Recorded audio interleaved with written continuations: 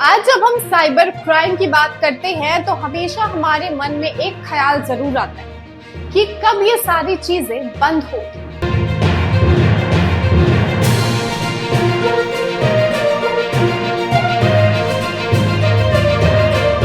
नमस्कार, मैं प्रियंका सिंह और आप देख रहे हैं द एसपी प्रेस। जब भी साइबर क्राइम की बात होती है तो हमेशा हम ये सोचने पर मजबूर हो जाते हैं कि क्या लोगों को कभी इससे राहत मिल पाएगी या लोग जो इसका शिकार हो रहे हैं वो उसी तरह इसका शिकार होते रहेंगे। और जब हम बात करें कि कौन है वो लोग जो इस तरीके के साइबर क्राइम्स को अंजाम देते हैं, तो हमेशा हम सोचते हैं कि कौन है ये लोग और कहां से आते हैं ये लोग। साइबर क्राइम एक तरीके की ऑनलाइन चोरी है जो डिजिटल माध्यम से की जाती है। दरअसल ये जो लोग साइबर क्राइम जैसे साजिश को अंजाम देते हैं वो कोई छोटे मोटे पैमाने पर नहीं होता। इसके लिए एक बहुत बड़ी टीम लगती है। कम से कम 5-6 लोग तो एक टीम में जरूर होते हैं जो इस तरीके की वारदात को अंजाम देते हैं। और ये कहना काफी मुश्किल हो जाता है कि आसपास के लोगों में से कौन है वो लोग जो इन सब चीजों में इन्वॉल्व रहते हैं। आए दिन हम बहुत सारी ऐसी खबरें सुनते रहते हैं साइबर क्राइम के बारे में जो हम लोगों को चौकन्ना रहने पर मजबूर कर देते हैं। ऐसे काफी सारे शहर है हमारे देश में जो साइबर क्राइम के हब बनकर रह गए, मगर जो सबसे ज्यादा चर्चा में रहता है और जो साइबर क्राइम हब के नाम से मशहूर है वो है झारखंड राज्य का एक जिला जिसका नाम है जामताड़ा। आए दिन जामताड़ा से ऐसी खबरें आती रहती हैं साइबर क्राइम की। यहाँ छोटे से लेकर बड़े पैमाने तक लोग साइबर क्राइम में लगे हुए हैं। यहाँ के युवा जो है वो बहुत बड़ी संख्या में इसी काम में उलझे हुए हैं और इसे अपना पेशा मानकर बैठे हैं। ये जो साइबर क्राइम अपराधी है वो सॉफ्टवेयर डेवलप करते हैं और आपके फोन पर किसी भी तरीके का एसएमएस या लिंक प्रोवाइड करते हैं आपको और आपको इस पे क्लिक करने के लिए बोलते हैं, जिससे आपके फोन का सारा डेटा इनके पास जा सकता है। और ये एआई यानी आर्टिफिशियल इंटेलिजेंस का भी बहुत गलत उपयोग करते हैं। साइबर क्राइम से देश भर में कई लोग ऐसे हैं जो परेशान हैं, खास तौर पर जो लोग जामताड़ा में रहते हैं। उन लोगों के लिए इंटरनेट का यूज करना ही काफी दुश्वार हो गया। अब जब हम झारखंड के राज्य जामताड़ा के बारे में सोचते हैं तो हमें ये सोचना चाहिए कि पता नहीं अगले कुछ सालों में इसका भविष्य क्या होने वाला है।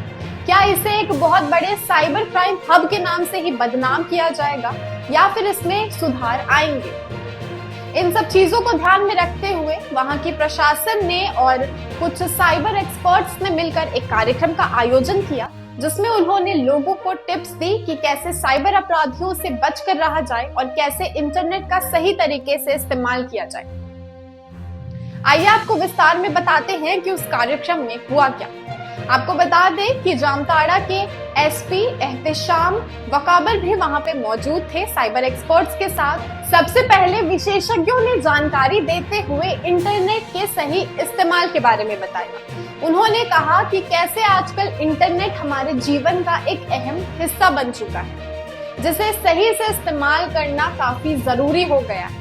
अगर हम इंटरनेट का सही से इस्तेमाल नहीं करते तो हम किसी भी लिंक या वेबसाइट पर क्लिक कर सकते हैं जिससे हमारे साथ ठगी के मामले हो सकते हैं। हमारे देश में कुल 5 मिलियन इंटरनेट यूजर्स हैं जो इंटरनेट का इस्तेमाल करते हैं, तो ऐसे में बहुत जरूरी हो जाता है कि हम सुरक्षित तरीके से इंटरनेट का इस्तेमाल करना सीखें। साथ ही उन्होंने और भी काफी सारी टिप्स दी। आइए आपको बताते हैं कि उनमें क्या शामिल है।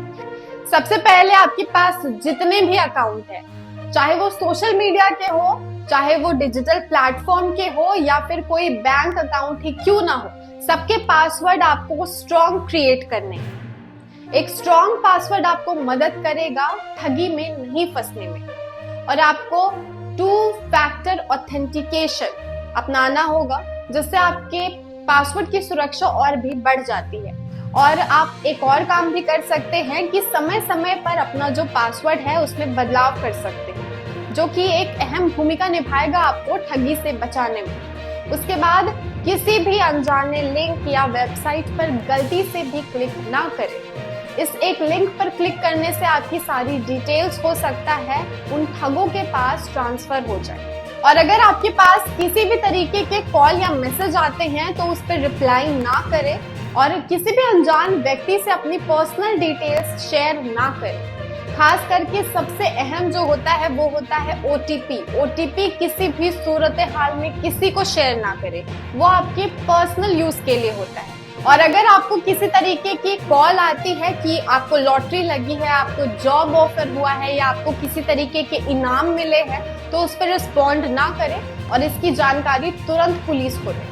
पुलिस जांच करके बताएगी कि वो ठग कर रहे हैं या सही में ऐसा कुछ आपके साथ हुआ है। हालांकि इन सबको लेकर जो हमारी पुलिस प्रशासन है वो काफी एक्टिव है। इन सभी मामलों में उन्होंने काफी सारे ठगों को हिरासत में लिया है, काफी लोगों को गिरफ्तार भी किया है। जामताड़ा के एसपी एहतेशाम वकारिब ने ये अपील की है लोगों से कि अगर उनको किसी भी तरीके की संदिग्ध गतिविधि की पहचान होती है तो तुरंत पुलिस को सूचना की जाए, क्योंकि पुलिस की जो टीम है वो इन सब चीजों को लेकर काफी सतर्क है। विशेषज्ञों ने भी अपील की लोगों से कि डिजिटल लिटरेसी को बढ़ावा दिया जाए ताकि लोग अच्छे से समझ सके कि उनके लिए क्या सही है और क्या गलत है। और अगर किसी भी तरीके की संदिग्ध परिस्थितियों की आपको पहचान हो जाए तो तुरंत पुलिस को सूचना करें। किसी भी तरीके के कॉल या मैसेज आपको आते हैं जो आपको लगता है कि ये फेक हो सकते हैं, तो पुलिस को तुरंत सूचना दे और पुलिस आपकी सेवा के लिए हमेशा तत्पर रहेगी।